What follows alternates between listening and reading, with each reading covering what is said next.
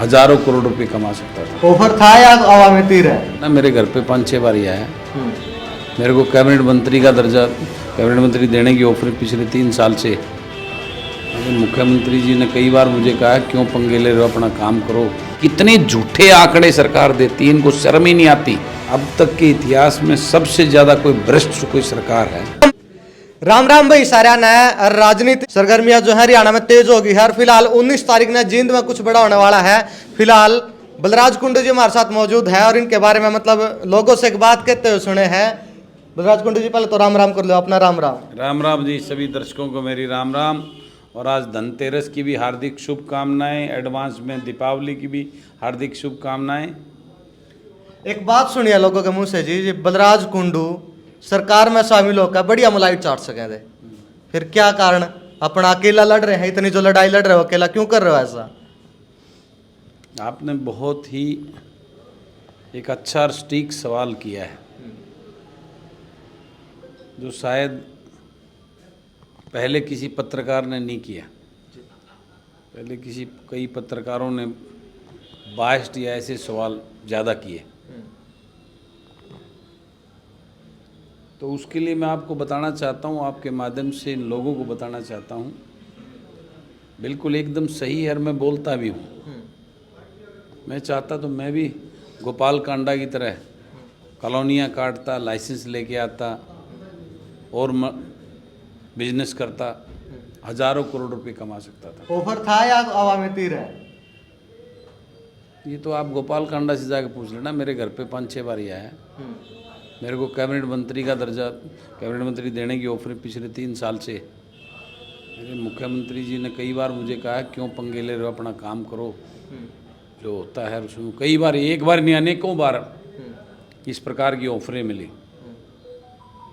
लेकिन मैं एक बहुत ही सामान्य परिवार से उठ के आया हूँ। मेरे माँ बाप के आशीर्वाद से, परमात्मा की कृपा से मैंने बहुत ग्राउंड से, छोटे से किसान फैमिली, फौजी का बेटा, गांव में पैदा हुआ, गांव की एजुकेशन। तो मैंने कभी सोचा भी नहीं था, परमात्मा ने, मेरे माँ बाप के आशीर्वाद से हमें वो मंजिल मिली कि सब कुछ अच्छा सेट परमात्मा ने किया। फिर उसके बाद में दिमाग में यही एक जज्बा लेके कि भाई अपना और अपने बच्चों का रोजी रोटी तो हो गया, अब हमारा दायित्व तो ये बनता है कि उस समाज में, जिस ग्रामीण अंचल में जिन लोगों में हम पैदा हुए, आज उनका भविष्य और उनके बच्चों का भविष्य क्या है। और आज के इस राजनीतिक माहौल ने सिवाय उनको लूटने के और अपने घर भरने के अलावा उनके लिए क्या कर रही हैं राजनीतिक पार्टियां। नहीं, कहते हैं कि भ्रष्टाचार का काल मनोहर लाल, आप कह रहे हो कि भ्रष्टाचार की बात करो आप? मेरा ये मानना है, मनोहर लाल खट्टर जी की जो ये सरकार है, 10 साल की सरकार भाजपा और जजपा की अब ये सरकार है, इन्होंने भ्रष्टाचार के सारे रिकॉर्ड तोड़ दिए। अब तक के इतिहास में सबसे ज़्यादा कोई भ्रष्ट कोई सरकार है, वो मौजूदा सरकार को मैं मानता हूँ।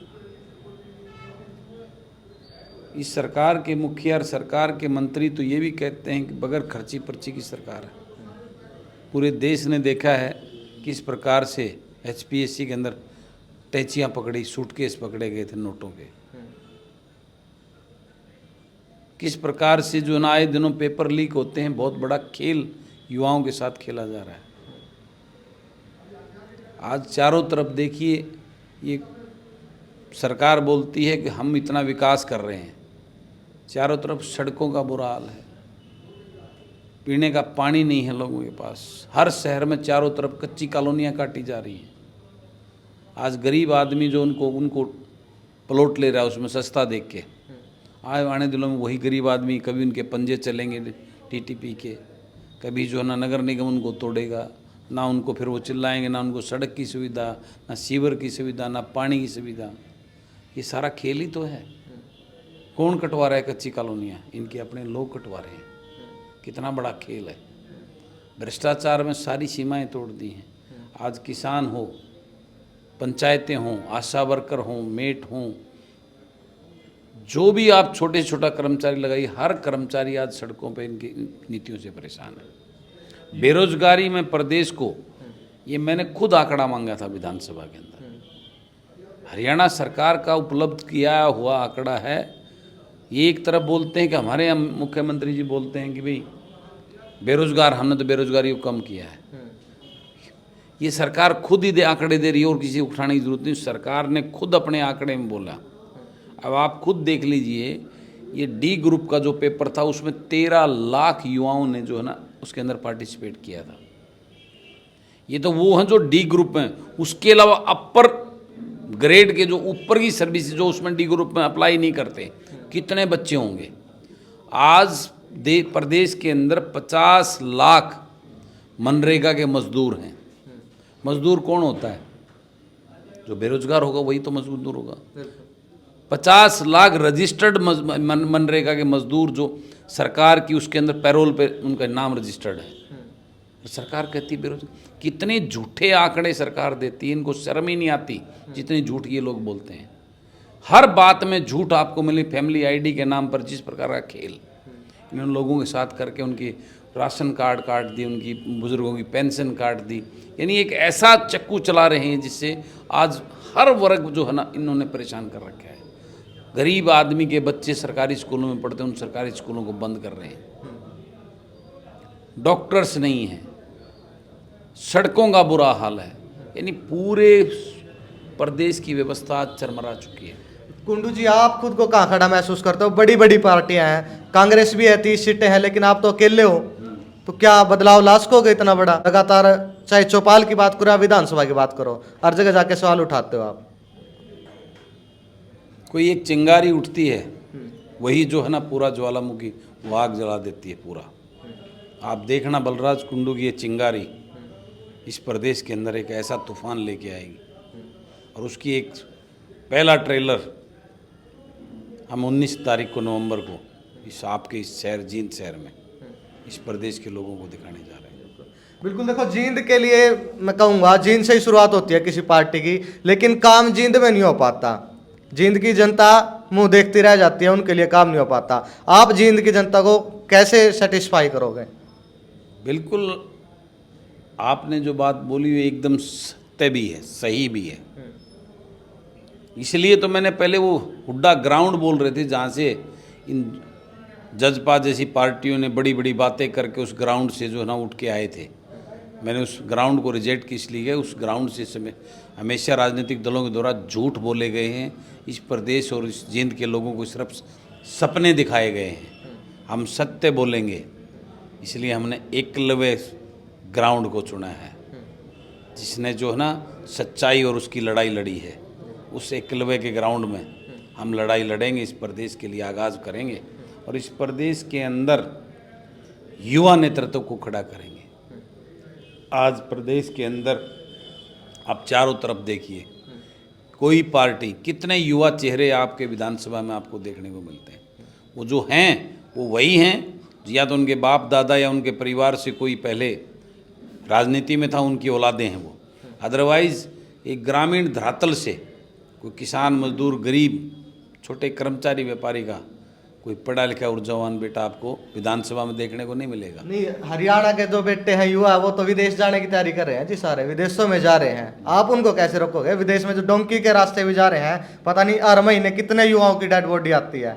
आप युवाओं को कैसे रोकोगे? इसी पीड़ा को लेके तो मैं लड़ रहा हूँ। यही दर्द तो है बलराज कुंडू के दिल में। इन युवाओं का भविष्य बचाना है। इनके साथ हो रहे अन्याय को देखकर ये दर्द और ये टीस है, इसलिए लड़ता हूँ। उस विधानसभा में उनके रोज़गार की बात उठाता हूँ। यही डोंकी के द्वारा जो हमारे बच्चों का भविष्य खराब हो रहा है, अपनी ज़मीनें बेच कर, अपनी ज़िंदगी दाव लगाकर इसलिए जा रहे हैं कि यहाँ उनको कुछ नज़र नहीं आ रहा। इस प्रदेश में बेरोज़गारी का वो आलम है कि आने वाले टाइम में हमारा आज युवा नशे की तरफ, आज पंजाब को भी पीछे छोड़ दिया नशे में इस हरियाणा प्रदेश के युवाओं ने, क्योंकि उनकी मानसिक स्थिति ठीक नहीं है। वो नशे की तरफ और अपराध की तरफ जा रहा है। ये आज विडंबना हुई है, उसी को तो बचाना है। इसलिए उस प्रदेश को के लोगों को जगाने के लिए, युवाओं को राजनीति में लाने के लिए मैं ये लड़ाई लड़ रहा हूँ और ये पार्टी का गठन किया, हरियाणा जनसेवक पार्टी। क्या लगता है कितना साथ देंगे युवा? 19 तारीख को रैली होगी, कितनी बड़ी संख्या जो है जींद में इकट्ठी होने की संभावना है? ये तो आपके सामने है। आने वाले समय मैं आपको 19 तारीख को मात्र 9 दिन बचे हुए, 9 दिन 8 दिन बीच में रहेंगे, 9वें दिन तो रैली, 9वें दिन आपको देखने को मिलेगा यहाँ पे किस प्रकार पूरे हरियाणा प्रदेश से लोग आकर इस प्रदेश के लिए और अपने बच्चों के भविष्य की चिंता करते हुए यहाँ एक आगाज़ करेंगे और इस सारी लूट और झूठ राजघरानों की दुकानों को बंद करने का एक संकल्प लेके यहाँ से जाएंगे। बिल्कुल बिल्कुल भाई, बलराज कुंडू जी की बातें आपने सुनी। सवाल बहुत है लेकिन अभी समय का जो अभाव है इनके पास। किसी दिन दोबारा जो है बातचीत करेंगे, बड़े जो मुद्दे हैं उन पे बातचीत करेंगे। और बलराज कुंडू जी है लगातार, चाहे चौपाल की बात हो चाहे विधानसभा की बात हो, युवाओं के साथ जुड़ते रहते हैं। और आपका क्या कुछ कहना है इनके बारे में एक बार जरूर कमेंट में बता दियो। फिलहाल राम राम सारा ने।